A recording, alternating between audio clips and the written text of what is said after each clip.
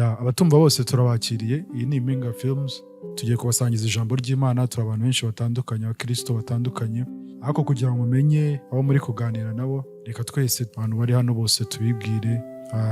Niturangiza turavuga topic y'ibyo twateguye kuganiraho, maze tuganire. Reka duhere ibumoso bwanjye, turazenguruka ibumoso.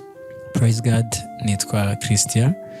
Nkaba ndi umusore ukijijwe, nkunda Imana, nkunda Yesu Kristo, nanacunguwe n'amaraso ye.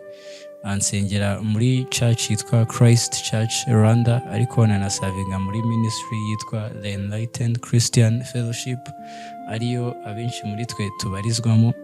Rero twatewe iteka no kuba kuri iyi YouTube channel. Ibirenze ibindi, Mwuka Wera arabana natwe, adushoboze kuganira mu mbaraga ze kandi tubashe gusobanukirwa ijambo. Murakoze. Amen. Nitwa Irankundire, nshimiye kuba kuri YouTube channel. Nkaba ndi umukobwa w'umukristo wamenye Imana. Nkuko mugenzi wanjye yarabirangije, turi dusengera mu itorero rya CCR, tukaba muri ministry ya Enlightened. Murakoze. Shalom. Njyewe nitwa Ariela, nkaba ndi umukristo, nkaba ndi umwana w'Imana, nkaba narejejwe n'amaraso ya Yesu Kristo. Nkaba nsengera CCR kuri Bisoniye Christ Church Rwanda, nkaba nsengera no muri ministry yitwa Enlightened. Yego, nkaba ndi n'umu usher muri church. Merci. Yesu ashimwe. Amazina nanjye yitwa Brian Ngarambe, nkaba nsengera kuri CCR Church. Nkaba muri ministry imwe na bagenzi banjye yitwa The Enlightened. Nkaba nejejwe no kuba hano iki kiganiro cyo kuganira. Ndizere ko kiri bugire umugisha kuri twebwe ndetse no kubacyumva.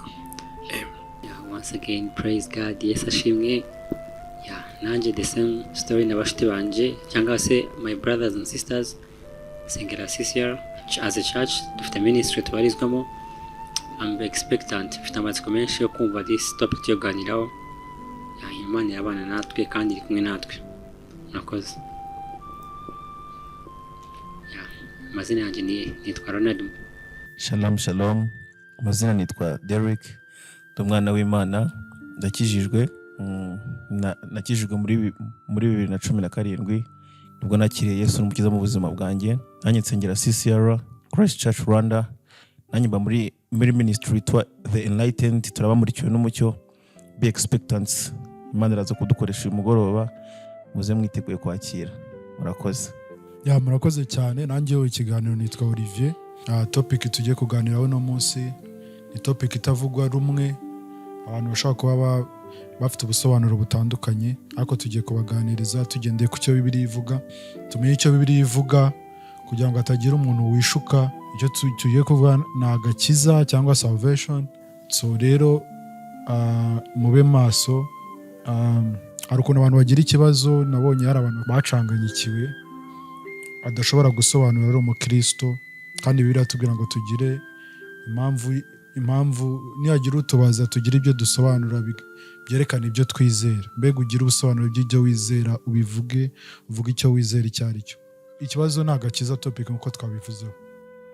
Ese mu magambo makeya bijyanye na Bibiliya, icyo Bibiliya itwigisha, ese agakiza ni iki? Agakiza ni iki? Se umuntu akubajije ngo agakiza ni iki, wasobanura ko agakiza ari iki? Ndahera iburyo. Twakire Christian. Yes, urakoze Olivier.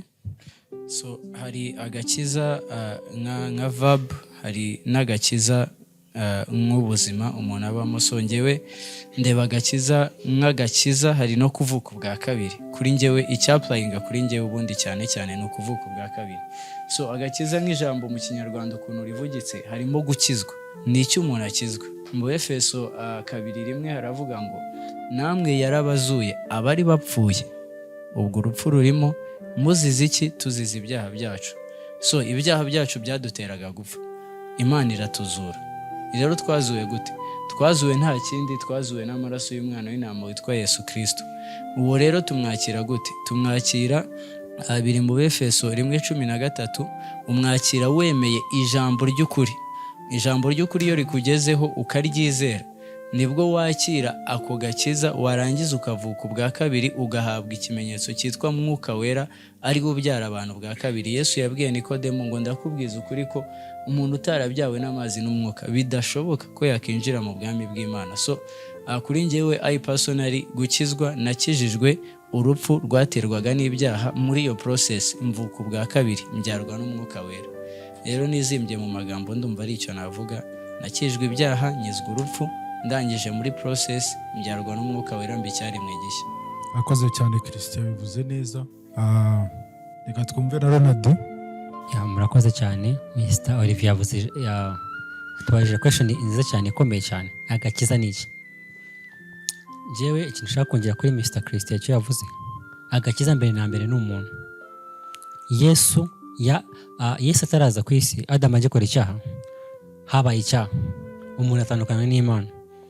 Yesu yaje ari umutambyi, ari n'igitambo. Kera bakoreshaga ibitambo kugira ngo umuntu abarirwe ibyaha, ariko Yesu yaje ari igitambo. Mene magambo yaje ari agakiza. So agakiza ukuntu nakavuga, agakiza ni Imana yaje mu mubiri. Bible irambwiye Yohana 1:14, uwo jambo yahindutse umuntu, turamubona. Yesu yaje ari Imana yambara umubiri kugira ngo adupfire ibyaha byacu. Bible irambwiye Abakolosayi 1:13, haravuga ngo twazuranye nawe, yaradutransferiza mu English, haravuga ngo he transferred us from the kingdom of darkness to the kingdom of his dear son. Yatuvanye mu bwami bw'umwijima atujyana mu bwami bw'umwana we. Agakiza ni Imana yaje mu mubiri.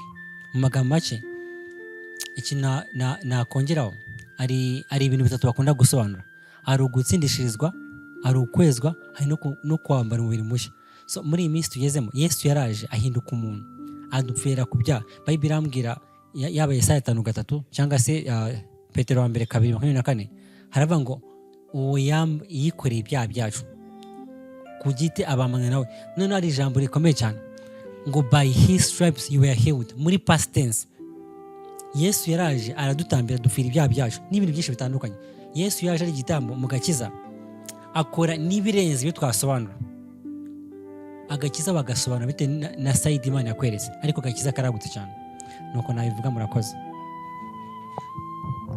Reka twumve na Brian, atubwire uko abyumva. Ese agakiza ni iki ku muntu ushobora kuba atarabimenya neza? Kuko twabonye abakristo hari igihe umuntu acanganyikirwa, rimwe na rimwe ukaba utarakizwa ariko uzi ko wakijijwe bitewe n'ibyo wigishijwe, rimwe na rimwe bitajyanye n'ibyo Bibiliya ivuga.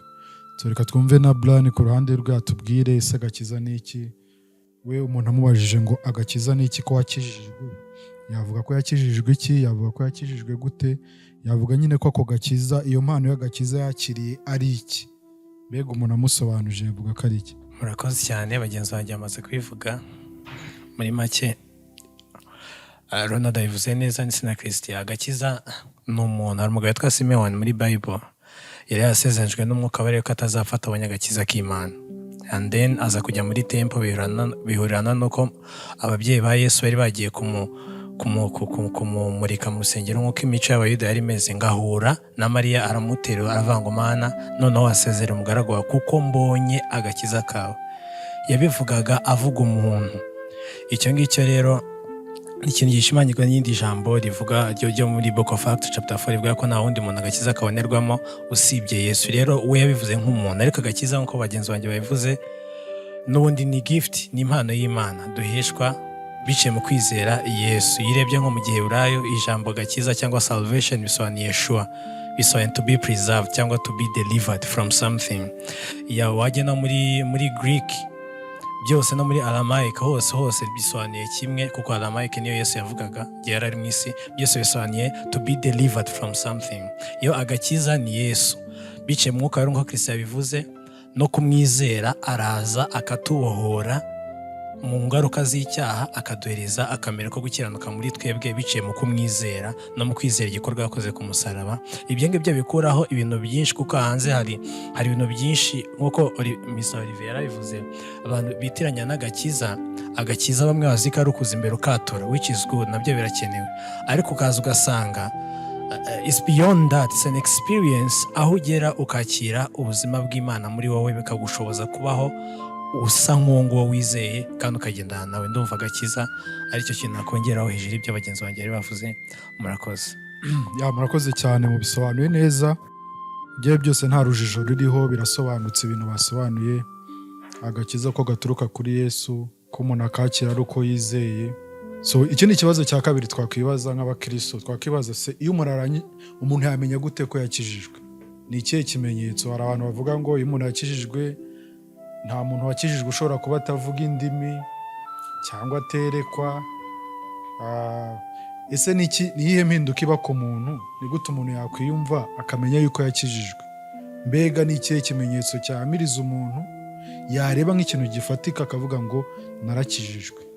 Reka duhere kuri Christian atubwire ni ikihe kimenyetso umuntu yareba akamenya ko yakijijwe adashidikanyije, akavuga ati narakijijwe ngendeye kuri ibi ngibi n'ibi ngibi. Urakoze cyane Mr. Olivier. Icyo ni ikibazo cy'ingenzi ndetse cy'ingenzi cyane. Kubera iki? Agishingiye kuri identity.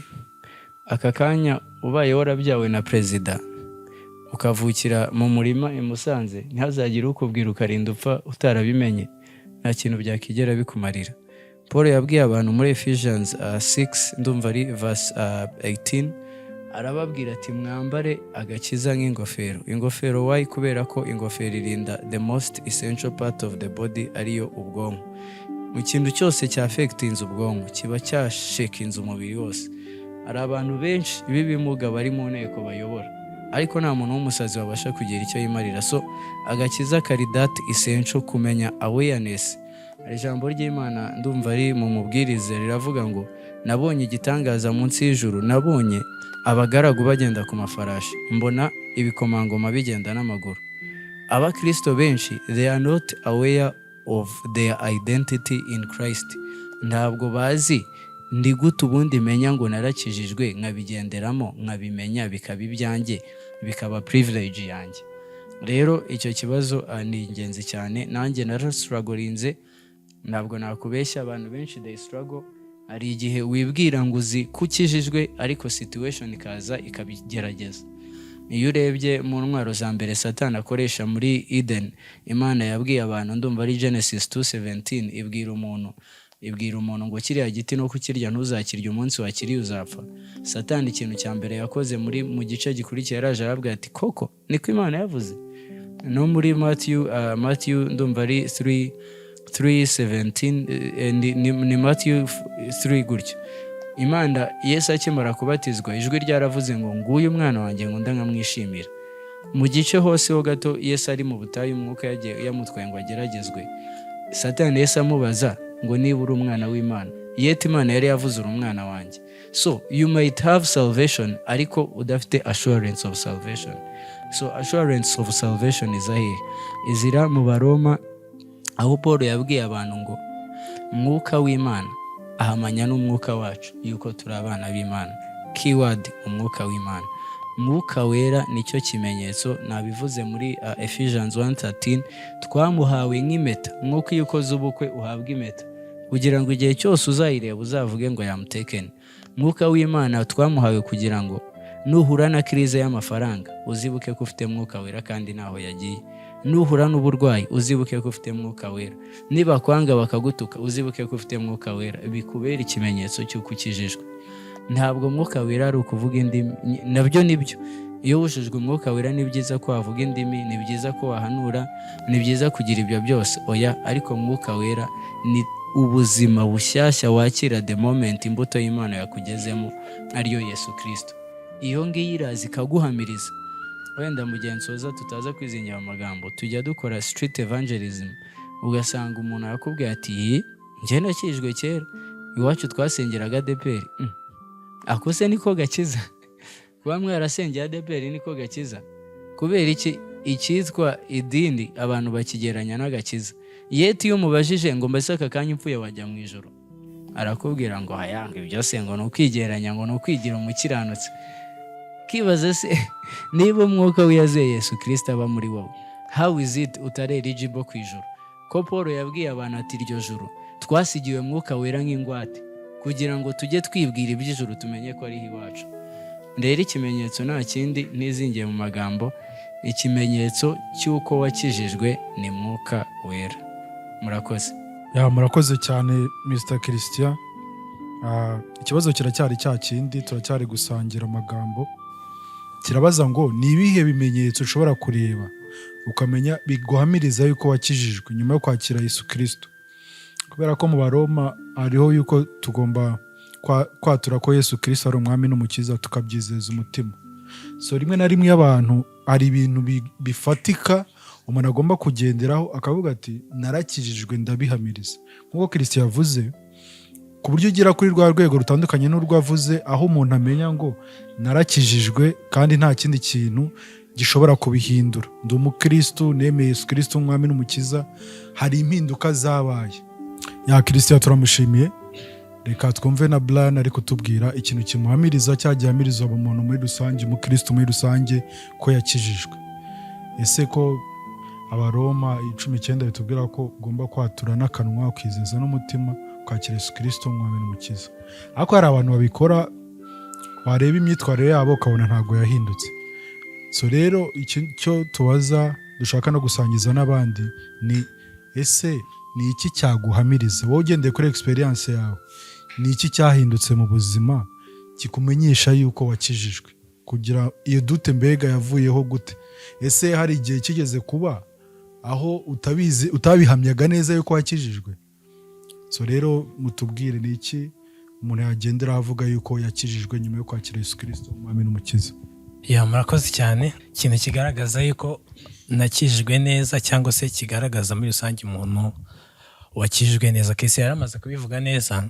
Ubundi kimwe mu kintu umaze kubona mu gakiza turi kukigaho, abenshi tutaramenya, tutanasobanurirwa hamwe na hamwe cyangwa se twanabisobanukirwa ntitubimenye neza, ni imbuto twakira umuntu avutse ubwa mbere ndetse n'umuntu avutse ubwa kabiri. Aho niho nkunda guherange. Iyo umuntu avutse ubwa mbere, cya mbere kibiranga, yabyaye ku bushake bw'umugabo n'umugore, hari n'imuranga. Umwana atangira kuvuga, umwana atangira kurira. Ibyo ni signs zigaragaza yuko umwana yavutse ubwa mbere. Hanyuma iyo umuntu avutse ubwa kabiri cyangwa se abaye born again, ubyarwa n'imbuto, ariyo mbuto yo gukiranuka. Kimwe nuko iyo umuntu avutse ubwa mbere avuka n'icyaha. Zaburi 51 avuga ngo mu nda ya mama mu byaha nimo navukiye. Rero umwana aba umunyabyaha atabitewe nuko yatangiye gukora ibintu bibi, ahubwo abitewe n'imbuto yamubyaye. Muri make turi abanyabyaha kuko twabyawe n'iyo mbuto. Hanyuma iyo uvutse ubwa kabiri ubyarwa n'imbuto y'Imana. Muri 2 Peter na 1 Peter avuga yuko twabyawe n'imbuto itabora. Iyo mbuto ni umwuka wera udukonvisinga akaza kuba muri twebwe. Hanyuma iyo mbuto igeze muri twebwe, ikintu cya mbere idukoresha, itangira gutuma tugenda dusa n'ibyo ijambo ry'Imana, dusa na Kristo. Icyo nicyo kintu umuntu wa mbere umfasha muri Bible wari wahuye na Yesu ni wa mudamu Samariyakazi. Bible ivuga yuko yari maraya. Yesu yaramuhanura ambwiye ko afite abagabo benshi, arangije aratsindwa. Nyuma yaho amubaza n'ibibazo byinshi, akimara kumenya neza yuko ari Yesu ngo yarirukanse. Ubundi ibi ntitubasha kubyumva kugeza igihe amenya abamaraya kera ukuntu abagabo bayo babaga ari abantu basebetse mu bantu muri society. Ariko uyu mudamu yajyanye confidence ku buryo yahamagaye icyaro cyose yari ariho. Ngira ngo igisebo cy'uko ari maraya n'icyo bamuzi muri kase byavuyeho bitewe nuko yari yahuye n'umukiza, yari yahuye n'umwuka we, yari yahuye n'akamero k'Imana. Ibyo byose arabyibagirwa, aragenda agira boldness, arahamagara bose baraza. Bamaze kumubona bose baranje avuga ati ntago twizeye kuko watubwiye gusa, ahubwo natwe turabyiboneye yuko Yesu koko ari umwana w'Imana. Rero iyo twakira imbuto y'Imana ifite ukuntu iduhanira gukiranuka, ikaduhanira gukora ubushake bw'Imana. Bible iravuga mu Bakolosayi 3 ngo niba mwarazuranywe na Kristo mujye muhora muhanze amaso ibiri hejuru. Rero iyo mbuto wayakiriye y'umwuka wera idushoboza kugenda duhanga amaso ibiri hejuru. Ni imbuto ituyobora mu bushake bw'Imana. ndetse no kugendera mu nzira y'Imana. Ni imbuto itabasha kwihishira. Hari indirimbo imaze iminsi isohotse ivuga ngo kubiceceka ni nko gukingirana umuriro. That's the truth. No gukingirana umuriro, kuko umuriro wakwakiye wakwinjiyemo, umuriro w'agakiza ugenda ugapurifyinga motive yawe, then ugatangira urugendo rwo kuba transformed. Ariko iyo mbuto ni itangira, ni imbuto y'agakiza itabora, ni imbuto iguhanira kugendera mu nzira z'Imana. Ntibishoboka yuko umuntu yakira, ntibishoboka yuko umuntu yakira ngo agume uko ari.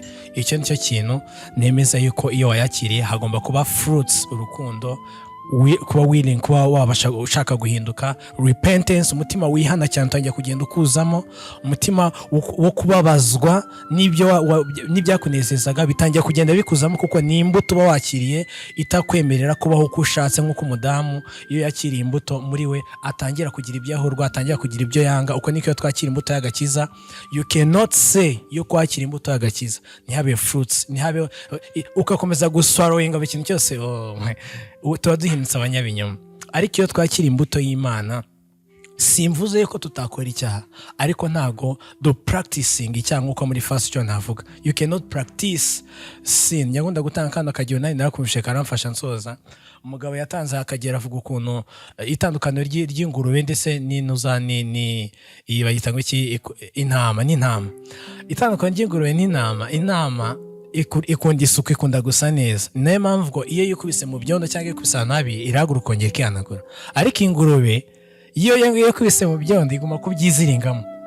Ni irihe tandukaniro? Umwe intama yikubise mu byondo ariko si ku isi yo nature, siko kamero kayo, and then irihanaguye. Ibyo nabyaye nk'umukristo wakiriye akamero k'Imana muri we, umwuka w'Imana ndetse yabyawe n'ijambo ry'Imana. Ntago ashobora go practicing sin. Niyo akoze icyaha arigarura. Bible iravuga muri Proverbs yuko umukiranutsi w'Imana aho yagwa inshuro 7 azongera rising. Impamvu ikimuhagurutsa ni iki? Suko akomeye, ahubwo nuko yakiriye imbuto itamwemera kubaho in a certain way. Urumva? Ariko ingurube yo yinjoying ibyondo, bigaragaza yuko yo ntago yakiriye. Iyo yikoze nabyanye nk'umuntu ubaho mu byaha. Iyo abaye mu byaha bigaragaza yuko is beyond yuko ari intege nke, nakamero ke niko ari. Rero iyo ngiyo tandukaniro nakumva izo mbuto nanjye zaragaragaye mu buzima bwanjye ndetse no mu bandi bose, numva araho navunira kujya n'abandi bavuge. Murakoze cyane. Man of God Ngarambe Brian yabivuze neza. Ni iki kigaragaza yuko wakijijwe? Ari example yavuzeho nanjye kanyitangirireho. Umudamu yatwite arya akishira amezi 2 ya mbere ya 3, ariko iyo ugeze mu mezi 5 ari sign bigaragaza. So mu gukizwa bino bintu si amagambo, birenze amagambo. Naje ku understanding amagambo yose tuvuga arasanzwe, ariko umukuri nyuma y'amagambo nagusanzwe. So mu gukizwa rimwe na rimwe ari ukuntu abantu babidefininga bivuga mu magambo, ariko ni action nkuko nabivuze kare. Ni Imana yaraje yambara umubiri kugira ngo ibe muri twebwe. Iyo wakiriye Yesu ni Imana. Kimwe mu bintu bya mbere akora, sign ya mbere igaragaza ko wakijijwe, on my side, Yesu akora kuri appetite yawe, akora kuri appetite yawe. Appetite sinzi niba muyumva neza. Appetite si no kurya gusa, bya bintu wakundaga, bya bintu wabonaga biryoshye tangira gutera isoni. Rimwe mu umwambaro wambara ukabona nyine ntago bikwiriye. Akora kuri appetite yawe kurenza ibyo hanze ibyo biza nyuma. Ari rimwe rimwe bakubwira nk'ibintu n'ubyumva, ariko y'Imana igukozeho. Ari ijambo nshaka gukoresha Abakorinto 2:4 haravuga ngo umwami w'iki gihe yabahumye amaso batamenya umucyo w'ubutumwa bwiza. Ikintu cya mbere Yesu akora, Yesu ni umucyo w'isi nkuko Bibiliya ivuga Yohana 8:12, Zaburi 22:1 ni umucyo wanjye n'agakiza kanjye. Yesu ikintu cya mbere akora akuvana igihe ku maso, atangira kwereka ibintu nk'uko Imana ibireba, kuko uba wahositinze Imana muri wowe. So yakoze ku maso utangira kumenya directions mukwiye kunyuramo. Nibyo navuga, akora kuri appetite yawe n'ibindi bitandukanye. Enda n'abandi baraza kongeraho. Murakoze. Murakoze cyane. Muri studio kabisa twakiriye umu evangeliste witwa Obed. So nawe turamwakiriye cyane. Nakomerezeho. Icyo twari turi turibaza tuti umuntu amaze gukizwa wamenya gute ko wakijijwe? Nibiba byiza ndongera nange mikoro muduhereze ingero zifatika. Nk'umuntu uri kutwumva ashobora kuvuga ati se ni izihe ngero zifatika? Ese umwuka werageze ku muntu, ingeso nimba yakundaga, tuvuge yakundaga gukora icyaha runaka, reka dufate wenda nko kunywa inzoga, dufate ikintu cyoroheje, tujya dufata nk'aho cyoroheje. Ese iyo apeti igenda gute? ni process. Ese umwuka wera yageze mu muntu, iyo nyota ihita ishira, bigenda gute?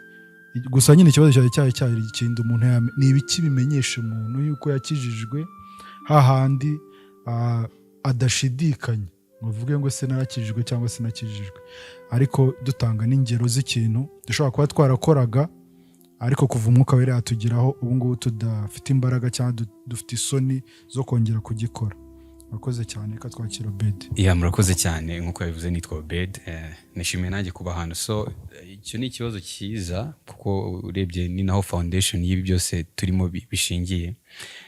Njye rero nagiye kure y'ibyo abandi basubije. Ndashaka gukoresha Bible verse, ni chapter ya 2 y'igitabo cya Yakobo kubera ku murongo wa 14. Haravuga ngo iki? Ndigiye gusoma Bibiliya ijambo ry'Imana. Ni version nyine Bibiliya ijambo ry'Imana. Ngo bavandimwe, umuntu byamumarira iki kuvuga ko yizera Imana niba ibikorwa bye bitabigaragaza? Mbese ukwizera nk'uko gushobora kumukiza? Mvuga ukuntu yasubije. Tuvuge ko abavandimwe bambaye ubusa bakaba babuze ibibatunga, umwe muri mwe akababwira ati nimugende amahoro, mususuruke, mushire inzara. Byabamarira iki mutagize icyo mubaha cyo kubabeshaho? Bityo kwizera Imana iyo kuri konyine kutarangwa n'ibikorwa kuba gupfuye. Sindivuga amagambo menshi, ndashaka gusoma ni igice gitoya.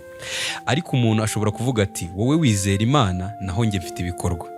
Ngaho nyereka kwizera kwawe kutagira ibikorwa, nanjye ndakoresha ibikorwa byanjye ngo nkwereke ko biva ku kwizera Imana. Mbese wizera Imana kwemera ko ari mwe rukumbi? Ibyo ni byiza. Erega n'ingabo za Satani niko zibyemera, ngo ndetse zigahinda umushyitsi. Wa mupfu, ese urashaka icyemezo cyerekana ko kwizera Imana kutazana ibikorwa kuba ari nta kamaro? Mbese sogokuruza Aburahamu si ibikorwa bye byatumye atunganira Imana igihe yatangaga umuhungu we Isaka h'igitambo ku rutambiro? Amen. So ikintu hano turi kuvuga ni iki cyerekana yuko wakijijwe? Duhere ku bandi batari ngewe noneho. Ni iki kizereka Olivier yuko ngewe nakijijwe? Ni transformation yo mu bintu nkora, si mu by'amagambo. Kuko hano amaze kuvuga ikintu, aravuga ngo wembwira yuko wizera, ntunyereke ibikorwa nyine, ubeho nkaho utizera. Hanyuma ngewe simbivuge, mbyerekane. Ninde bazavuga yuko akijijwe? Ku bandi, turi ku bandi, ntabwo turaza ku ruhande rwanjye. Ni wa wundi werekanye ibikorwa. So ikintu cyerekana nta yindi, nizera ko nta yindi measure, so gusenga cyane, si ukuririmba muri korali, nta yindi measure yerekana agakiza k'umuntu mu isi hariya hanze except to be the light of the world, to be the salt of the world. Niba umuntu akubwiye ngo ndashonje ufite, ntago namwima, actually ntibyanankundira. Niba nkuko bamaze kubivuga nari ndi muri iki cyaha, ngomba kukireka. Why? Kuko abantu benshi iyo tuvuze gutya, benshi bahita bazana dufite ukuntu twatorejwe mu kinyejana cyuzuyemo doctrine nyinshi, ku buryo ahita akubwira ngo wowe ngo agakiza kawe uragakorera, which is not true. Ahubwo icyerekana imbuto z'agakiza ni imirimo yako. Imbuto y'agakiza ntabwo ari ukubivuga cyangwa gusenga cyane. So one of the thing nemera yuko cyerekana agakiza ku muntu ni ibikorwa akorera hanze. Saza tuze kuri ngewe. Wavuze umurongo wo mu Baroma uvuga ati umuntu niyizeza niyatuza akanwa hanyuma akizeza umutima yuko Yesu ari umwami azakizwa. Uravuga ngo hari ababikora ukabona ntabwo bahindutse, ntabwo baba barabikoze. Abantu benshi dukeka yuko kuza tukamupfukamisha akavuga ariya magambo aba yatuje akanwa. Ariko what about kwizeza umutima? Kuko iyo niyo ngingo, urumva, kwizeza umutima. Turi kuvuga ko kwizera ni actually salvation no kwizera ntabwo bitandukanye. Agakiza no kwizera muri Kristo Yesu. Kuko Imana yakunze abari mu isi cyane, byatumye itanga umwana we kugira ngo umwizera. So kwizera ni iki? Reka tujye kuri iki. Ubundi kwizera ni iki? Kwizera ni imbuto ibirwa muri wowe ku buryo ituma utakwiyumanganya. Yabivuze ku buryo kubiceceka bigora. So kubicecekesha umunwa gusa, no mu mico umuntu agatangira kuri akavuga ati waravangiwe. Aristotle nigeze kumva bushize y'umumama ngo yatanze amafaranga menshi, ntabwo nshaka kwisubiramo, wenda sinzi cyane, urumva. Hanyuma umwara muri aramubwira ati we waravangiwe. How comes utanga amafaranga nawe ku muntu just around ngaho, urumva ko ni ibintu bitagaragarira mu isi isanzwe, ko umuntu yagwa nta kintu agushakaho. So ku buryo ibikorwa byawe bitangira kwereka abantu yuko you are totally different this time around. icyo nicyo nita kwizera. Kwizera si ukubivuga, kwizera si ukugira ute. Sasa rero ukwizera ni ya mbuto yambibwe mu mutima, urumva, ku buryo njyewe wa kera, wenda wavuze ngo dutange urugero, reka mpite nanarutangiramo. Nigisha kuri Ecodim, like Sunday school ku rusengero, urumva, kari naho ndi kubwira abana nigisha about salvation. Nayo ndavuga ni iki gikenewe kwigisha abana, ni basics about salvation. Nanjye kubatera story nyine ubuzima bwanjye. Ndavuga njye nari ndi muri ibi, njyewe nari umusani, urabizi music industry izana na byinshi, uburaya nyine ubwo n'ubusambanyi, like ubwo ubusambanyi bukazana byinshi, kwikinisha kazana byinshi, depression, numva kwiyanga, gukora iki, usanga uri muri yika like ibyo byose bikagenda bikatangira kukuremamo ikintu cyo kutikunda kugera ku rwego ushobora no gushaka kwiyahura. So like ni iki cyerekana rero ko nakijijwe? Ni iki cyerekana ko nakijijwe? Nuko umuntu tubana mu rugo abizi neza yuko ntakiri depressed, amamiriza yuko ntago nyiri depressed, ntago nyirara mu tubari, ntago nyimeze gutya na gutya na gutya, ku buryo inshuti yanjye mwegeze kuvuga ngo ese umuntu udakijijwe gukurikiye amasaha 28 yakizwa? Icyo nicyo cyerekana agakiza ku muntu. Kuri njyewe rero ni ya mbuto yabibwe mu mutima, ku buryo impamiriza yuko like Bible avuga ngo umwuka wanjye uhamanya n'umwuka w'Imana yuko njyewe ndi umwana w'Imana. Riko byumva, ku buryo muri cyaha Brian yabivuze neza, simbe nk'ingurube. Tuvuga urugero, njye njya gutanga urugero rutandukanye n'urwo. Icyaha ukuntu nyifata mu Kristo, ushaka kuza ugasanga iriya glass irimo amazi, uvuye muri sport, waye nkumva na acide, what do? You spit out, uhitucira. Ntabwo wibuje yuko wayanyweye, ariko you spit out. Uko niko icyaha kintu kikanabihira umukristo muzima. Aho niho rero umenyera yuko uri umukristo. Cyagiye usigaye ukora icyaha ukaba depressed, mu gihe ahubwo byagusabaga kugira ngo ugikore kugira ngo ntube depressed before. So njyewe nkamenya yuko once nakoze icyaha, how am I reacting? Once unakoze icyaha, what is in my head? Urumva, icyo ngicyo nicyo kizanyemeza njye yuko ndi umukristo. Ikindi, umutima wanjye ugahamanya n'umwuka w'Imana yuko ndi umwana w'Imana, ukaba ufite assurance yuko wababariwe, urugendo urimo ari urujya mu ijuru. Ibyo ngibyo niho haviramo ya mbuto yo gusenga, niho haviramo ya mbuto yo gufasha, niho haviramo ya mbuto yo kwinginga, niho haviramo ya mbuto yo kugira. Noneho ibyo ukabikora ubikunze, atari kuvuga ngo nukwiyerekana this time around, ni kuvuga ngo uburyarya bw'abafarisayo, bikava handi ku buryo ushobora guhagarara mu cyumba cyawe ugasirimba. Urumva, ugashyiramo igisirimbo ugasirimba. Why? It's from within. Ntabwo ari ikintu ndi gukora kugira ngo review mbone. So agakiza kaba measured ku muntu, ku bantu bari hanze n'imirimo dukora, hanyuma kuri njyewe ni conviction indimo. Obedi turamushimiye cyane. Abavuze bose kabisa Imana yohereza umugisha, birasobanutse. Murakoze cyane, turashimiye Obedi. Bijyanye n'ibyo dusobanuriye tugiye komerezaho. Hari ikibazo kimeze nk'aho kije bitewe n'ibyo yasobanuye. So ikibazo kirabaza kuko yavuze ngo iyo umuntu akoze icyaha ari umukristo, tuvuge ikintu kitakagombye kunywa, yaba inzoga, yaba ikindi kintu kibi, cyangwa wakoze icyaha, arabigereranya aravuga acide iri mu gikombe ukanywaho uracira. Bivuze ngo ni ikintu nyine kitagomba, icyo cyaha nyine ntabwo kigomba kukugumaho cyangwa kikumareho umwanya. None ikibazo kivuyeho kirabaza ngo ese umuntu umukristo wakoze icyaha, ko Yesu yatubabariye ibyaha igihe twamwakiriye, akatubabarira, yaza no kudusobanurira ese ibyaha yatubabariye ni ibihe, ni ibyashize, n'ibyo twakoze uno munsi gusa, ibya kera ntibirimo. Ariko tukibuka ko muri First John avuga ngo bana banjye nimukora ibyaha dufite umurengezi, ko tugomba kwihana. None icyo ndi kuvuga, ese umukristo wakoze icyaha bigenda gute kugira ngo akizwe, mbega yihane? Ese impamvu yo kwihana ni iyihe mu gihe yababariwe ibyaha, igihe yakiriye Yesu Kristo nk'umwami n'umukiza? Reka duhere kuri icyo cy'icyaha, ubundi tubanze tumenye icyaha ni iki. Icyaha ntabwo ari igikorwa. Brian yabivuze neza, icyaha it's our nature, ni nature, ni Adamu twambaye. Kubera ko Bible iravuga ngo mu Baroma ngo nk'uko urupfu nk'uko icyaha cyinjiriye mu mugabo umwe ngo hanyuma kikazana n'urupfu, uko niko ubugingo nabwo bwazanywe n'umuntu. so iyo utarakira Kristo nk'umwami n'umukiza wawe, iyo nayo n'indi doctrine, kuba umwami n'umukiza w'ubuzima bwawe ni ikindi kintu twajyamo kikaba kirekire, ariko reka tubifatira. Iyo utarakira Kristo nk'umwami n'umukiza wawe, either way ntabwo tuvuga yuko ubu uri umunyabyaha, ubu uri icyaha, kuko Bible iravuga ngo yamuhinduye icyaha utarigeze kumenya icyaha kugira ngo njye cyangwa se twebwe duhinduke gukiranuka kw'Imana. Hari ibintu bibiri, hari icyaha no gukiranuka. Uri kubyumva? Twe dukoresha abanyabyaha n'abakiranutsi, ariko ubundi Bible muri uwo murongo ikoresha icyaha no gukiranuka, which means yuko icyaha ari nature twari twambaye mbere yuko twakira Kristo. Hanyuma the time twakiriye Kristo, Imana itubaraho gukiranuka kwayo. Ntabwo yavuze ngo abakiranutsi bayo. Bible Abakorinto ba 2:5-21 gukiranuka kwayo. So ahangaha niho bitandukaniye. Sasa rero ku mukristo ubwo birumvikana ko actually utarakira Kristo buri icyaha. Ya? Hanyuma wamara kumwakira ukaba uhindutse gukiranuka kw'Imana. Cya cyaha waruri kikaba kibaye Kristo ku musaraba. Sasa ku mukristo usigaye ukora icyaha kikamubihira. What does we call that? Ukuntu mbitekereza, uko ntekereza ko ari ibyo nyine, ni uko iyo umuntu ari muri Kristo Yesu, nanjye kugusomera ino verse iri hano muri Yohana, urwandiko rwa mbere rwa Yohana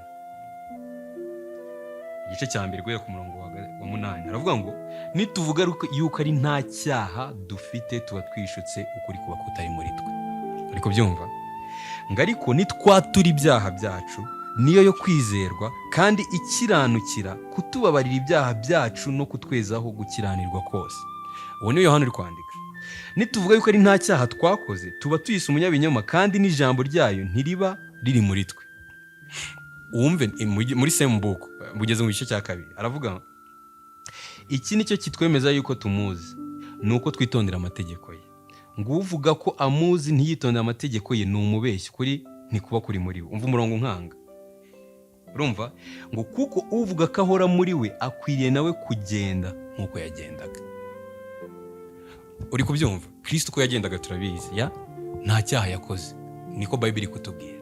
Kimwe mu kintu cyitwa kwera cyangwa se kwezwa, ibyo ngibyo turi warubajijeho, harimo no kwihana icyaha, kuko actually umunyabyaha ntibibashoboka yuko yihana ibyaha. Ya ntibishoboka yuko wowe uvuga ngo ndi umunyabyaha, uri umunyabyaha.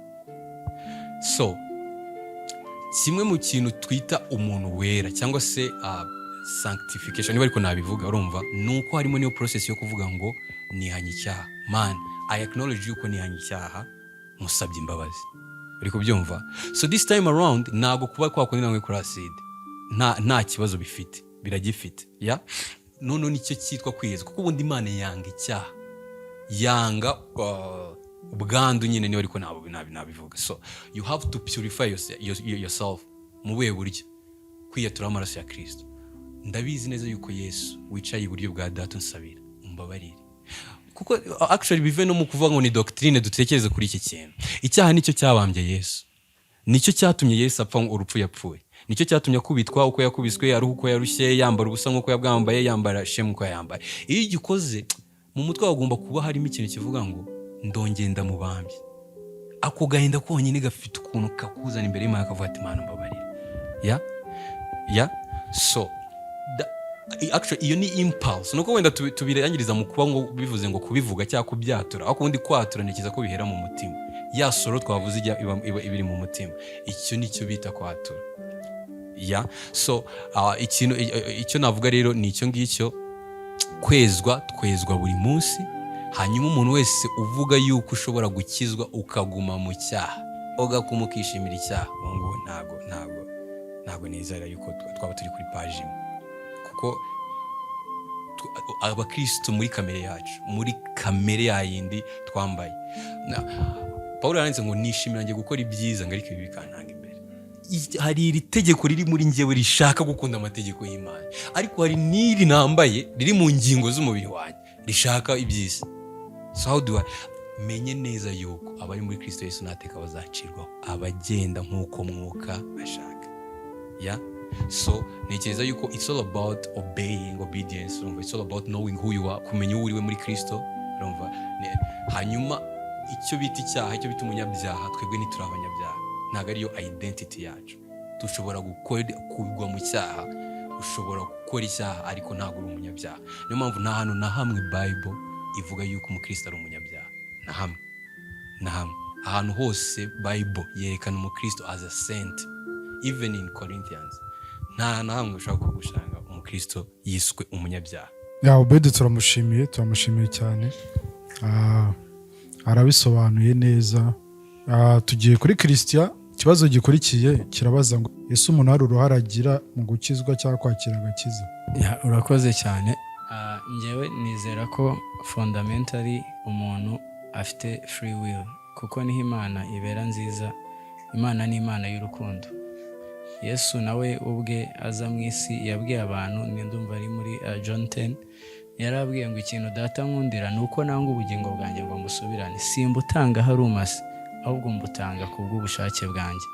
Rero nk'abantu igihe cyose you're in this world, you're a candidate to your choice, nyine mu buri bound kuri choice yawe wafata. Kayini amara kwica Abeli, Imana yaramubwiye ngo ibyaha biritugatugira ku rugi rwawe, ariko it's up to you to make a choice. Urahitamo iki? Rero Yesu iyo bigeze ku gakiza, ngewe nkunda kwirifaringa kuri verse iri mu Byahishuwe 3:20, iravuga ngo mpagaze ku rugi ndakomanga, uyu munsi niwumva ijwi ryanjye ugakingura, nzinjira dusangire. Bivuze iki? It is up to us to open. Mu Baroma twayivuze iyi verse, mu Baroma 10:9 yaranditse ngo niwatiza akanwa kawe yuko Kristo ari umwami, ukizeza umutima, uzakizwa. Bivuze iki? Already there's a part you play. Ariko ntibivuze ko ari wo providing a salvation ya ibintu byose byarishyuwe, Imana yarabyishyuwe, ahubwo it is up to you. Ndetse ikintu ndaza ndagifata, ikintu cyangenewe ndaza ndagifata, mfite umutima ufungutse ku buryo nabasha kugifata. Yesu yabwiye abantu, ndumva ari muri Yohana 10:27, ndumva yarazibabwiye ngo intama zanjye ziranzi, zumva ijwi ryanjye, iyo zimaze kuryumva zirankurikira. Mbese uri mu bantu bumva ijwi rya Yesu ugakurikira. Rero nge kuri in summarizing, ikintu numva role yacu duplayinga mu gakiza, iya mbere iruta izindi zose ni faith.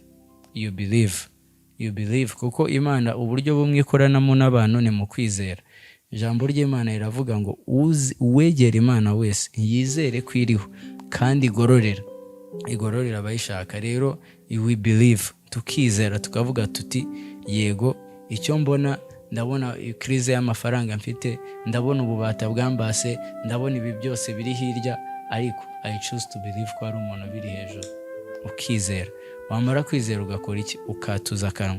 Kubera iki watuza akanwa? This is ni covenant ugiye gukora. Niba mwarabonye muri mariage, iyo umuntu bagiye kumusezeranya aravuga ati ndabyemeye, kugira ngo ikizaba cyose bizabimenyekane ko ya free will yawe yatanze doa, kavuga ati ndemeye. Aho niho watuza akanwa. Iyo umaze kwatuza akanwa, nta kindi utiratangira, uba wakiriye Mwuka Wera, ukaba icyaremwe gishyashya. Numva yari yo role y'umuntu, urumva, ukemera, ukizera. Christian arakoze cyane. Reka tujye no ku bandi batumirwa. Ikibazo kiracyari cya kindi, tugiye kwa Ronald. Ese umuntu hari uruhare agira mu gukizwa cyangwa kwakira agakiza? Ikindi nshaka aza kubifatikanya, ese niyo mpamvu ituma umuntu yumva ubutumwa bwiza, akumva ko Yesu yamupfiriye, akumva ko agomba kwizera, ubwo butumwa akaba yabwumva inshuro nyinshi, ariko iyo conviction yo kugira ngo yemere, yumve ko Yesu yamupfiriye, biba byagenze gute kugira ngo ntayumve, nyine ntiyumve ko agomba kwakira? Kuko Kristo arasobanuye, aravuga ko ni choice umuntu agomba gukora. So niyihe mpamvu igituma umuntu yumva ubutumwa bwiza inshuro nyinshi, abifatikanya n'ikibazo cya mbere, agakomeza kumva ariko agakomeza kwinangira, ntabyakire? Murakoze cyane. Ino question batubajije, tugiye kujya kuri Bible iri a bit tricky, ariko imbere y'Imana iri obvious. Ndashaka gukoresha amavasi abiri, yandi nazane nta kibazo. Vasi ya mbere ni Abaroma 8:29, haravuga ngo abo yamenye kera, abo yatoranyije, for those he foreknew. Now this is a debate ihari muri ino minsi about predestination. se abantu bazakizwa Imana irabazi. Ayo ni ama questions amwe namwe sometimes mwa tutabasha kubona solutions because Imana ni izi byose. Ariko tujya muri Abefeso 2 tavuga ngo agakiza n'ubuntu, twakijwe n'ubuntu, si imirimo yacu kugira ngo atagira wirata. English says let no one boast. So salvation, the first part kuzamo n'ubuntu, ibindi bisigaye ni walking with Christ. Ari amavasi menshi avuga about walking with Christ, kugendana na Yesu. Ariko initiation, the first part ya mbere yo kujya mu gakiza, it's in a gift. According to the Bible hari ibintu bibiri, hari ibintu bita gifts na rewards. Hari ibintu tuzabona nk'Imana, hari n'ibintu tuzabona nk'ibihembo. The way you walk, ibikuntu uzitwara, ibyo ni rewards, ni ibihembo uzabona. Ariko salvation on my side, mu magambo make ngenzi yuko nta ruhare ugiramo. Naje ku understanding according to research, usanga ari abantu Imana mu isi y'umuka nta time ibamo, ariko buri muntu agiye igihe cyo gukirizwamo. Hari igihe umuntu yumva ijambo ukabona umwaka utani aribwo azakizwa according kuri plan y'Imana. Ibyo ntabwo ushaka kubishingiraho kuko Imana ni izi, ariko ikintu navuga twe dukore part yacu. Dukore part yacu, ubwiriza umuntu nkuko Bible itubwira muri Great Commission Matayo 28:18, mugende mu mahanga yose mubwiriza ubutumwa bwiza. Ari ijambo rikomeye risoza, nzaba ari kumwe namwe iteka ryose. Dukore part yacu ibintu biharira Imana. Gukizwa on my side, nanje numvisha ubutumwa kenshi sister wanje akizwa sometimes nkoma n'ingoma mu rugo kiri Uganda, ariko simbyizere. 2014 nibwo naje kubisobanukirwa, igihe cyamvuye ku maso, Imana ibasha kumereza revelation ndabisobanukirwa, ngira ngo niyo yari right time yanje.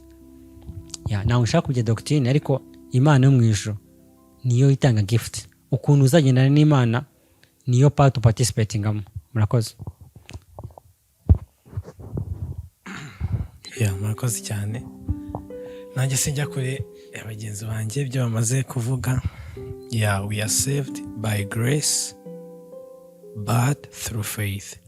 Grace nge nizere ko ni part y'Imana yabaye finished muri Kristo, ni ikintu kidahinduka cyakozwe. Faith ni how you respond after hearing that message. Rero icyo navuga, wavuga ngo umuntu gihe Lord ye aprayinga mu gukizwa, ndemeranya na Christian, ariko none n'undi nibyo Ronald avuze nawe nibyo. You have to believe.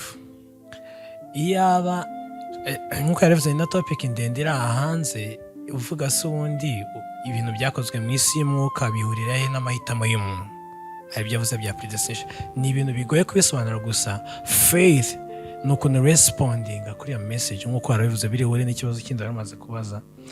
Rero faith nicyo kintu navuga umuntu participating nyuma yo kumva, kuko Bible ivuga ko bishoboka ko umuntu yumva nizera. Yesu ari byokinza abantu benshi bya kutizera, bivuze ngo it's a thing kitari cyiza. Unbelief, Yesu yahoraga rebuking abantu agasa nk'ari kubarenganya. Bivuze ngo somehow, sinavuga yuko wenda ari 100%, hari n'igihe cy'Imana, niyo mpamvu nabivuze both sides zirahura. Hari n'igihe cy'Imana kuko ushobora kubwiriza umuntu inshuro nyinshi ukabona iyo message nayo yawe, kuko Bible iravuga ngo ubutumwa bwiza ni ubupfu kubarimbuka, ugasa nk'aho murenganyije. Hari igihe cyo umuntu azakizwa, kimwe nuko natwe Imana yadutegereje mu gihe runaka umwuka akawukoraho gakizwa. Ariko icyo nicyo kintu navuga umuntu akora, ni ukwizera. Nyuma yo kwizera iyo message ni uguca bugufi, ko Bible ivuga yuko ijambo ry'Imana rikwiriye kwakirana ubwaneza. You have to humble yourself. Urumva niko Bible ivuga, kuko hari verse nyinshi yazivuga kabisa. Nimwumva nimwinangire, muvyuwite ijwi ry'umwuka nimwinangire. Bivuze ngo hari igihe umuntu ashobora kumva ariko agahardening umutima. Rero ugomba bisaba umutima uciye bugufi ndetse no kwizera icyo gikorwa cyakoze ku musaraba. Kwizera nawe ntago havaho ni part umuntu aprayinga, kuko already Yesu yaravuze nta muntu uzahondi atari harishwe na data. Still ugasanga ni ikintu, ariko faith nizera yuko ari cyo kintu umuntu agomba gukora. Impamvu byiza nuko na Yesu ari rebuking abantu babuza kutizera, akabwira have faith, mwizere. Rero ndumva ari cyo navuga. Ni topic ndende uko yabivuze, ariko we are saved by grace but through faith. We have to believe. N'ubuntu bw'Imana, it's a gift, ntago ari ikintu bavuga ngo umuntu aba yakoreye cyangwa aba yakoze pati ikomeye yakozwe n'umwami Yesu, ariko we need to believe, dukeneye kwizera igihe turi kumva ijambo ry'Imana. Si no kwizera gusa, si no mu gakiza gusa, hari n'ibindi bintu byinshi, ariko wenda byo si cyo kibazo twabajijwe, ariko nyine ndumva ari ikintu navuga. Murakoze cyane. Mbere ko tujya no kuri Obed n'akadusubiza, hano muri studio dufitemo n'abashiki bacu, twagira ngo nabo bagire icyo batubwira. Turava kuri Ariela, tujye kuri Mama Yobu. Mbere ko tujya kuri Irene, reka tubanze kuri Ariela tubaze ngo ese hari uruhare umuntu agiraho kugira ngo akizwe. Abanza anadusuhuze, bose babanze banadusuhuze, ntabwo yamaze umwanya munini batavuga. Kongeye twabasuhuje. Njyewe ukuntu mbyumva nyine agakiza ni impano y'Imana duhabwa, ariko nyine tukayeshwa no kwizera. Utizeye ntabwo wahabwa nyine iyo mpano. Agakiza k'Imana ntabwo ari agahato nyine, ntabwo ari force nyine Imana igushyiraho ngo kirakira, ariko nyine ni impano yaduhaye. Umuntu ashobora kuguha impano ukayakira cyangwa ukayanga, ukayinangira cyangwa se nyine ukayakira deja. So rero part du playingamo mu kwakira agakiza ni ukwizera nyine, ni ukwizera, ni ukurambura ibiganza ugasarendinga nyine ukavuga ati ndakwakiriye nk'umwami n'umukiza w'ubuzima bwanjye. Yego nuko nkuko mbyumva. Reka twakire Irene nawe adusobanurira, tubwire ese ikibazo kiravuga ngo ku muntu ushobora kuba yatakaye, kiravuga ngo ese hari uruhare umuntu agira kugira ngo akizwe. Murakoze cyane, nongeye kubasuhuza ariko twari twasuhuje mbere. Ikibazo wambaje ni cyiza, ariko bagenzi banjye bagisubije neza kurushaho. Ariko nifashishije urugero, uruhare umuntu agira mu kugira ngo yakire agakiza, buri kintu cyose kigeraho gufata umwanzuro. Kuko iyo uri gutegura ikintu, wenda dufata urugero, iyo ushaka kwiga uragenda ukiyandikisha ku kigo, then ugatangira kwiga. No kuri Kristo rero, icyiza twagiriwe, waradusanga atera intambwe ya mbere, ariko kugira ngo ukomeze umurongo ni uko umwemera kumufungurira umutima. Rero hari ikibaho kugira ngo ugire uruhare. Imana itera intambwe ya mbere kugira ngo itubashishe kudufungurira wa mutima wacu, kuko nimba hari ikintu gikomeye umuntu agira ni ugufungura umutima we akizera ibintu, ariko we akora uruhare rwa mbere, atera za ntambwe 99 kugira ngo uteremo. So rero uruhare rurahari runini ugomba gukora kugira ngo umuntu yakire agakiza. Rero babivuza benshi hano no kwizera ukatuza akanwa, ariko birenze kumva icyo ngicyo, kuko akenshi abakristo twumva ko gukizwa no guhunga ibibazo by'isi, no guhunga kumva ko uzarimbuka ujye mu muriro, ahubwo no kumva ko wakiriye ubuzima, no kumva ko urenze ibyo ngibyo, kuko ibyo ngibyo ibihana batarayemeye. Kuko abenshi babumva ngiye gushakwa no kujyayo kugira nzabone urugo rwiza, no kujyayo ahubwo kugira ngo ugire ubuzima bwiza. Nicyo navuga. Murakoze. Turabashimiye cyane n'abashiki bacu. Reka dusubire kuri Obed. Ikibazo ni cya kindi, kirabaza ngo ese nyuma yo kwakira agakiza hari uruhare umuntu abigiramo? Uwakira agakiza hari uruhare abigiramo? Kuko icyo ni ikibazo nyine abantu bibaza kandi kigomba gusobanuka. Ese hari uruhare umuntu abigiramo? Ese nimba runahari umuntu abigiramo ni uruhe? Murakoze. Urabona twese ko turi mu isi, nta muntu uzahagarara imbere y'Imana ngo ayirebe mu maso ngo ayibwire ngo ntabwo wampisemo. Nta n'umwe. Buri muntu uzahagarara imbere y'Imana ari burimbuke agomba kuzaba ari accountable y'ibintu byose. Kujya mu muriro ugomba kuba ubikwiriye, sibyo? Kabiri, nta muntu uzahagarara imbere y'Imana ngo ayibwire ngo I did this, njyewe nakoze iki ngiki. No. Buri umwe azahagarara imbere y'Imana avuge ngo Kristo yakoze iki kugira ngo mbe ndi hano, sibyo? Hanyuma ikibazo kikoza ngo ese hari uruhare umuntu abigiramo mu kugira ngo si ikibazo ndi busubirishe yego cyangwa oya, kuko sinekeza ko ari ikibazo wasubiza ngo yego cyangwa oya. Ariko ndagira ngo turebe iki kintu kimwe. Umugabo umwe yari afite abana 10. Noneho barihungira baragenda. Bageze hanze, yari umwami afite kaso nziza, yarababuriye arababwira ati hanze hari ibisazi. Nimugerayo muzahura n'ibisazi, nimuzajye bajyayo. Bahura n'ibyo bintu and everything. Hanyuma baragaruka, akingura amarembo. Urumva? arababwira ati uri bwinjire muri uru rugo arabahunze ibyo bintu byose biri hariya hanze, arabahunze buri kintu cyose kiri muri iyo nzira mwebwe mwagiyemo. Hanyuma abahungu be bahagarara ku muryango baramubwira ati wewe uri umugome, wowe uri umugome. Uri kubyumva? Reba turi hanze, wewe uri mu nzu, wewe uri umugome. Ya noneho umwe muri barabara yavuga se turakomeza dutuke papa wakwinjira. Arinjira. Ya agezeyo koko araruhuka, abona ya mahoro ende, aragaruka ku muryango aravuga namwe ni mwinjire, mudakomeza kuba mu mbeho, mudakomeza kuba mu zuba, anything washyira aho ngaho. Amubwira ati nawe naso muri abagome, gute muducira urubanza? Biko byumva gute itwebe nitwe instead yo kwinjira ugatangira gutuka wa muntu. What do you think will happen? Hanyuma wa mupapa yegekaho inzu arigendera, yegekaho urugi arigendera. So more of the story ni iyi, instead yo gusubiza ngo yego cyangwa oya, buri muntu wese abari kunyumva cyangwa se twese twicaye hano ufite 100% uri umukandida wo kuvuga ngo yego ndabyemeye, kuko Imana yakunze abari mu isi byatumye itanga umwana wayo w'ikinege kugira ngo umwizera, emphasis kuri wese, ahabwe ubugingo buhoraho. Apana umwirabura, apana umuzungu, apana umuremure, apana umuyahudi, apana umwizera wese ahabwe ubugingo buhoraho. So iriya verse iri muri Efeso 2:8 twakijwe n'ubuntu kubwo kwizera. We've been saved by faith, not by grace through faith. It's not our own doing. It's a gift from God. Ya babivuze ni umuntu aguha impano. Buri muntu wese uri hano yahawe impano, uri kunyumva yahawe impano. It's the matter yo kurambura akaboko avuga ati ndakiri, cyangwa akavuga ati reka. Ya so umuntu wese uzagara imbere y'Imana ku munsi w'urubanza azavuga ati Mana wampaye impano ndayanga. Ya undi avuga ati Mana impano yawe niyinyinjije Mana. Nta kuvuga ngo ni njye ngo uruhare ngo iki. Either you chose cyangwa you rejected. Nuko nagisubiza. Ya urakoze cyane Obedi, ariko iyo analogy yawe ugize y'umuntu watumye abantu ngo binjire banga kwinjira, bamwe barinjira, nyisigaranye ikibazo mbere yuko tujya kuri Christian. Ese umuntu utaragize amahirwe yo kumva iyo invitation nyine yari iri gutangwa bigenda bite? Umuntu abayeho akarinda afatumvishe gospel cyane nka basokuruza bacu wenda babaga mu Rwanda kera, umuntu wapfuye wenda abazungu bataraza, abamissionnaire bataraza, ese we biba bimeze bite?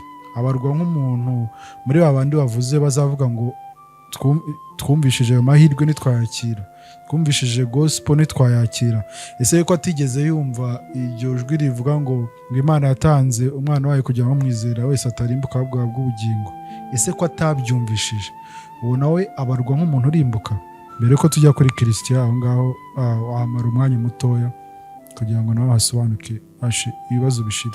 Urakoze, iyo niyo verse nashakaga.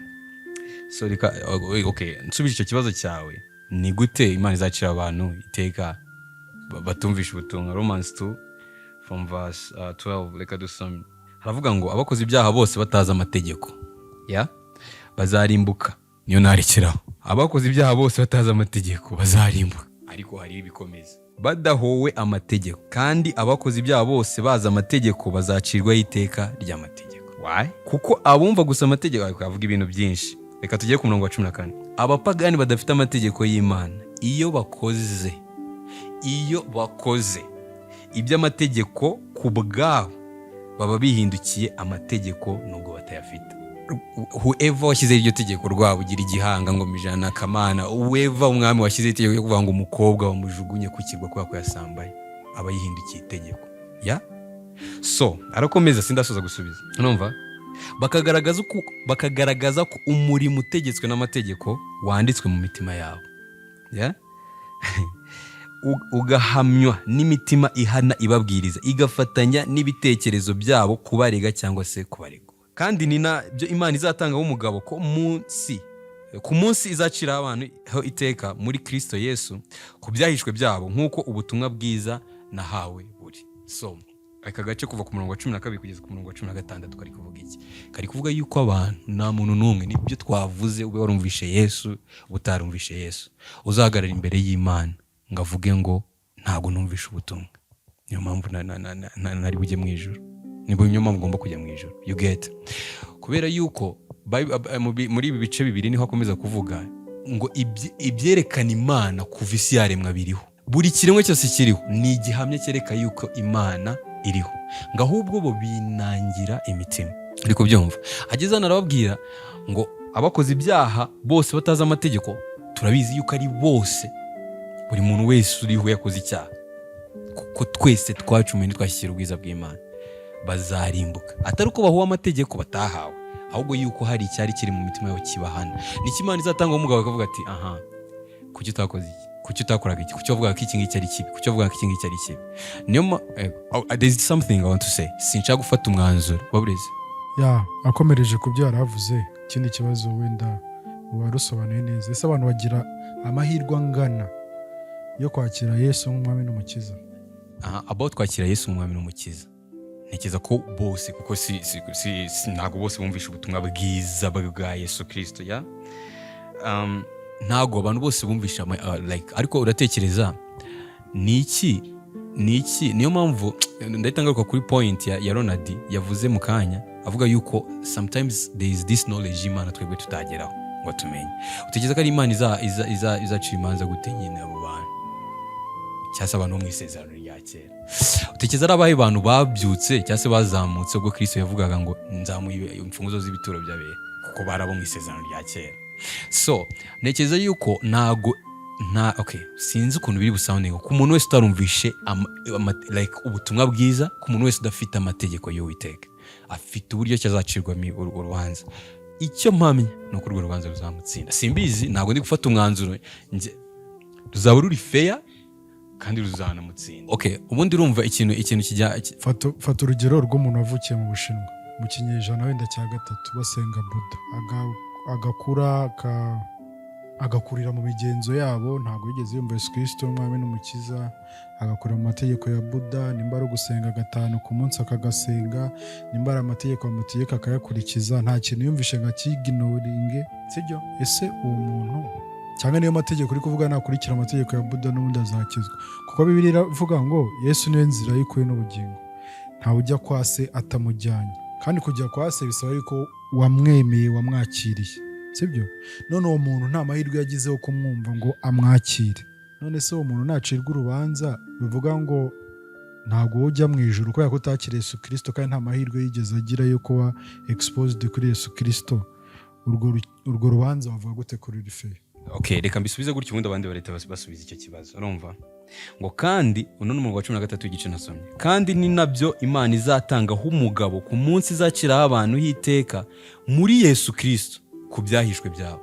Utekereza uti Imana, wibuka ari kuvuga abantu batamenye Yesu, ariko ubundi Imana ntekereza ko itazanavuga, izafata Kristo mushyire ku munzani igutereke hano, uzajya aho ukwiriye kujya. Bose baracumuye ntibashyikira ubwiza bw'Uwiteka. Twese twaracumuye ntitwashyikira ubwiza bw'Uwiteka. Sinzi ukuntu ndi bugire kugira ngo wenda mbe compassionate kuri abo bantu batumvishe Kristo, mwumva, ariko uko byagenda kose you fall short on the glory of God. Imana nifite uko izaca urubanza. Sindi kuvuga yuko gusa urubanza icyo nzi cyo rwitwa ubutungane aricyo bisaba kujya mu ijuru ruzabatsinda. Sinzi ko Imana izagenda kugira ngo ibahe ijuru, you get, ariko icyitwa ubutungane nta muntu bufite outside Christ. Dushimiye abantu kabisa twatangiranye tukageranya kuri uyu mwanya, kandi n'abafatiyemo hagati kabisa musubira inyuma uko twavuze ibintu by'ingenzi, twaganiye ku gakiza, twibaza ibibazo byinshi bitandukanye ku gakiza. So ni ibintu kabisa bifitiye akamaro umuntu uri muri iyi nzira y'agakiza twese turimo. So rero kabisa turashishikariza buri muntu kumenya ahagaze, ukamenya nimba agakiza ufite ko kariko gakiza Bibiliya yigisha, ariko gakiza Yesu yatwigishije. Be ugasubira inyuma ukagira assurance yuko uri umukristo nyawe, umukristo wagaranye na Kristo bya nyabyo. Gusa mbere yuko dusoza, reka twakire abatumirwa bose twari twabanye, buri muntu tumereze umunota umwe atubwire ikintu kimuri ku mutima kijyanye n'ibyo twaganiriye. Reka duhere kuri Menshie Christian. Imana wahereze umugisha. Njye ntabwo nongera kugaruka, turi kumwe muri episode ikurikira. Iyi ngiyo nanga tugiye kwirangiriza. Murakoze. murakoze cyane nshimiye Imana kubw'uko yadushoboje tukaba muri iki kiganiro cya Bible Talk. Nakunze cyane Mission na Burden iyi podcast ifite, kubera ko niba ari ikintu cya mbere Paul yaravuze ngo umwuka, ngo aravuga yeruye yuko mu minsi ya nyuma hazaza inyigisho z'ubuyobe, abantu bazakururwa n'imyuka ishukana. Iyo myuka nta yindi, ni inyigisho zitanga ukuri kutari ukuri, ni ibinyoma muri make. Ijambo ry'Imana ravuga ngo Satani ni umubeshyi, kuri we yabeshya abavuga ukuri. Rero abenshi bazakurikira izo nyigisho bibaviremo kuva mu byizerwa, niko Paul yavuze. Naho se Imana yarabimweretse, aravuga ngo ubwoko bwanjye burarimbutse buzira kutamenya. Rero iyi podcast nayikunze cyane kubw'uko iri at the center of the truth, kandi nicyo kintu sosiyete ikeneye muri iyi minsi ya nyuma. Dukeneye kumenya ukuri. Ijambo ry'Imana riravuga ngo muzamenya ukuri, muri Yohana 8:32 ngo muzamenya ukuri, kandi ukuri niko kuzaba batura. Ukuri niko kuzaca ubu bondage zose zihari za depression, za addiction, ububata butandukanye, kugira gusa n'igihe abantu bageze ku kuri. Rero dushimiye Imana kabisa kubwo murimo nk'uyu nguyu uri gukorwa, kandi Imana ikomereza amaboko. Nibyo navuga, ibirenze ibindi. Yesu aragukunda, niba uri kumva, niba utaramwakira, this is your time. Ntukarenze umunsi utari ikiranura n'Imana. Ikiranure n'Imana biroroshye, atura amagambo, wizere ko Yesu agukunda, gana itorero rikwegereye, gana umukristo muziranye, it's that simple. Nurangiza umwegere nawe azakwegera. Murakoze. Murakoze. Nanjye iyi podcast ndabashimiye cyane, Bible Talk. So ni byiza kuganira ku ijambo ry'Imana. So icyo nanjye navuga rero, mvuga nsoza wenda ku byo twavuze, nuko aho uri hose, aho uri kubyumvira aho ariho hose, ikiza nuko wakwakira Kristo nk'umwami n'umukiza. Akenshi turabibona ko isi iri kurangira, ariko iyo siyo emphasis yanjye. Ahubwo ikintu nkunda kubwira abantu nuko isi nitanarangira vuba, wowe uzarangira. So ikiza nuko umunsi umwe tuzaba turi kumwe mu ijuru, kandi ni nta yindi nzira ijyana abantu ku bugingo itari inzira ariyo mwana w'Imana Yesu Kristo. Nuko umwizera, ukamwemera nk'umwami n'umukiza we ko yagupfiriye, ubundi ugakizwa. So ndumva ari icyo. Ikindi nuko nabwira abantu bose, twavuze tuvuga ku bintu byinshi, ariko ikintu navuga nuko buri mukristo ahantu ari hose tugira umwete wo kubwira abantu ubutumwa bwiza. Tugira umwete wo kubwira abantu ubutumwa bwiza bwa Yesu Kristo. Ndumva ari icyo navuga. Murakoze. Murakoze cyane. Nanjye ndishimye ikiganiro twagiranye kuri no Bible Talk. Shimiye na topic twizeho. Nanjye amazina ni Brian, nko nabivuze. Dusoza ikintu navuga ni kimwe, nkuko twaganiraga ku gakiza, nta rindi zina agakiza kabonerwamo ritari izina rya Yesu, kuko twebwe abizera muri Yesu nitwe twizera yuko uwo twizeye yapfuye akongera akazuka. Nitwe dufite iyo boldness yo kuvuga yuko umwami twizeye yapfuye akazuka kandi azagaruka. nta yindi myizere iri munsi y'ijuru ivuga ko yizera yapfuye akazuka. Rero umwami wacu ni muzima. Ikintu ndumva aricyo nabwongereho hejuru y'abandi bose bagiye bavuga. Shalom shalom. Murakoze. Once again ni amazina Ronald. Nanjye ndashima Imana for this podcast twagize. Twakoresheje Bible verses n'ibintu bitandukanye byinshi. Uko biri kose Bible irambwira ngo nk'uko imvura na shelegi bimanuka ntibisubireyo, niko ijambo rimeze. Iyo ryamanutse rikora icyo Imana ritumye. Iyo ijambo ry'Imana ryaje ari umuntu ryaziye, wasanga uri mu bantu Imana yashaka gufasha uyu munsi. Umunsi umwe nigeze gusenga n'abashuti banje, tumara gusenga numva ijwi rimbajije ngo igihe cyose wamaze muri bino bintu ni ikihe kintu wicuza? Sanga ntabwo mfite moment ya regretting. Ari igihe sometimes uri mu gakiza ukabona ntabwo bifite ishusho, ntabwo byumvikana, bibaho pe. Ugasanga ugeze ahantu sometimes ntabwo uri kubona Imana, ntabwo byumvikana. Imana ni umwuka, wanasoma Bible ukumva ntabwo yisobanukiwe. Ariko remember, Imana ni Imana. Imana si umuntu ngo ibeshye, Imana ni Imana. Yani icyo nasoza mvuga, murakoze. Imana irakuzi, iragukunda, Imana ikwitayeho, Imana igufitiye byinshi. Bible irambwira ngo iby'amaso atarabona, amatwi atarumva, nibyo Imana yateganyije cyangwa se ibikiye abayikunda. turi kumwe. Imana ihabwe icyubahiro. Murakoze. Thank you. Okay, murakoze. Ikintu njye navuga ni ukuri turishimye cyane kuba kuri no podcast, ni iby'agaciro. Twishimira ko abantu bavuga ijambo ry'Imana ko niryo rituma nyine ari byo twunguka spiritually, kuko urumva hari aho twavuye, hari aho turi kugera. Rero turi kuvuga ijambo ry'Imana riratwubaka cyane kandi bikubaka n'abo turi kubwira. So turishimye kuba kuri no podcast yitwa Impinga Films, ni iby'agaciro kuba badutumiye kandi ubutatuzagaruka, kuko we are not ashamed of the gospel. Twishimira kuvuga ijambo ry'Imana ko riratwubaka cyane birushijeho kandi iri kubaka n'abari kubyumva. So ikintu nakubwira muri kano kanya uri kumva rino jambo cyangwa uri kumva ibintu byose twavuze, ni ukuri niba utarakira Yesu umwami n'umukiza mu buzima bwawe, iki nicyo gihe cya nyacyo, kuko uri mu bo yatoranyije. Nubwo utabizi neza ariko uri mu bo yatoranyije. Wowe gira kwizera kandi abizi ko aho uri hose Imana iribuze kugukoraho. Ni ikigambo cya Mukama. Imana ibahe umugisha cyane. Murakoze.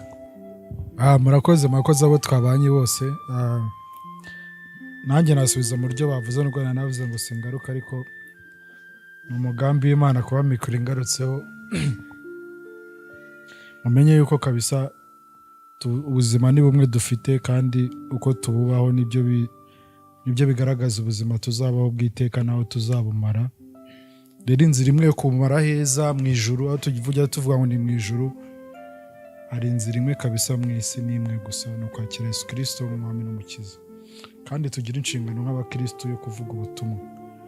Tugira inshingano yo kuvuga ubutumwa. Nimba hari abantu badafite amahirwe menshi yo kuvuga, badafite amahirwe menshi y'uko ubutumwa bwabageraho, dufite inshingano nk'abakristo yo kutihererana ubwo butumwa. Njya nkunda gutanga urugero. Njya mbona iyo abantu bakundana bagihararanye, ku ruhande rw'abakobwa cyane cyane no njya mbibona, ariko no ku bahungu bibaho cyangwa abasore. Umukobwa muri kuganira afite umusore bakundana cyangwa afite umugabo ari proud yanamukunda, icyo mwaganira cyose ni muri kuganira ku mupira, birangira ari kwerekeza ku mugabo we cyangwa umuntu bakundana. So rero Kristo nawe nimba turi proud yiwe yuko twamwakiriye, tugomba kumusangiza abandi bantu bakamenya amakuru ye, bakamenya yuko akiza. So rero ntitugire isoni zo gusangiza ubutumwa. Twebwe icyo dufite gusa twakora ni kubwira abantu kugira ngo n'Umwuka Wera akora akazi. Rero ntihazagira umuntu urimbuka bitewe n'uko utamubwiye. Nk'uko twatangiye, reka dusenge. Reka dusenge, twakire Irene adusengere, adusoreza, adusabira n'umugisha, asengera n'imitima y'abantu bazakira ijambo ry'Imana, ibyo twaganiye kugira ngo bizakore ku mitima, Umwuka Wera azamanuke abakore ku mitima basobanukirwe, kuko ibyo twavuze byose udafite Umwuka Wera rwose biragoye ko wabisobanukirwa. Reka tumwakire. Amen. Murakoze cyane. Rero ko dusenga, nanjye hari icyo nongeraho. Hari igihe nyine tuvuga ngo kwakira umwami tukibagirwa ko hari n'abantu baremerewe. Ushobora kuba waramenye umwami, ariko nyine kumenya umwami ni ukwinjira mu gisirikare. Ni ikindi gisirikare, nk'uko umusirikare ajya ku ikosi, ni ikosi ry'abakristo. So ushobora kuba uri kunyura mu ntambara, tujya tugira amajwi twumva y'umwanzi akagutera, akagusubiza inyuma nyine y'aho wari ugeze. Ariko icyo nakubwira, Kristo arahari. Niwe se wacu, ni papa, ni umuvandimwe, ni byose dukeneye. Iyo umubwira ntabwo agucira urubanza nk'abantu. Wowe icyo ukeneye, genda. Ubundi aravuga ngo nujya gusenga wifungirane, ujya ahatari abantu, ufunge mu cyumba cyawe umubwire. Uhere ku munsi wawe, umubwire detaye, umubwire ko unaniwe. Ntabwo azamera nk'abantu akubwira ngo genda nzabitekerezaho. Arabikora kuko aratwumva. Rero tugiye gusenga. Kwakira Yesu nk'umwami n'umukiza ntabwo bisaba kujya muri church yuzuye abantu ibihumbi. Mu cyumba cyawe wowe gusa wamwakira, wamubwira ngo papa ndarambiwe, ndananiwe kubw'ibi byose nirirwamo, nkeneye wowe. Rero arabyumva. Reka twubahe Imana dusenge. Data mwiza, twongeye kugaruka imbere y'ubwiza bwawe papa, tuzanye imitima imenetse yo kukubwira ngo turagushimiye kubw'iki kiganiro wemeye ko tubamo data. ntabwo twicaye tuvuga ibitaguhesheje icyubahiro cyangwa ibindi, ni ibyubaka imitima ya benshi baremerewe data mwiza. Reka ibyo twavuze hano, ibyasohotse mu kanwa kacu mwami, bihinduka ubugingo ku bwa benshi data mwiza. Ni ukuri tuguhesheje icyubahiro kandi gihora imbere yawe data mwiza, tugushima ko hari umuntu umwe, babiri, batatu bagiye kukumenya ku bw'iki kiganiro mwami. Reka wagurire imbago abagitegura, ababifitemo uruhare bose data mwiza, kuko uyu murimo batangije ntuhomba data. Iki ni igishoro cya mbere ku bwami bwawe Kristo. Ni ukuri turagushimiye papa, ko ukomeje kubateza imbaraga no gukunda umurimo wawe Kristo. Reka uheshe umugisha buri muntu wese wemeye kukizamo, akemera kugabura iby'ubwami bwawe data, kuko waravuze ngo nituguhamiriza mu bantu uzaduhamiriza imbere ya data. Ni ukuri ibi turi gukora ni ukubikaho inyenzi zitagera papa.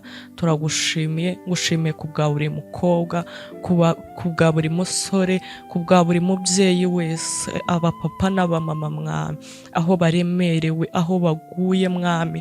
Ni ukuri genda uhuzuze data, hahandi icyobo mwami ugipfuke mwami Imana. Ni ukuri turagushimiye, tuguhaye icyubahiro kuko ubikoze, tubisenze tubyizeye ku bwa Yesu Kristo n'umwami wacu, amen.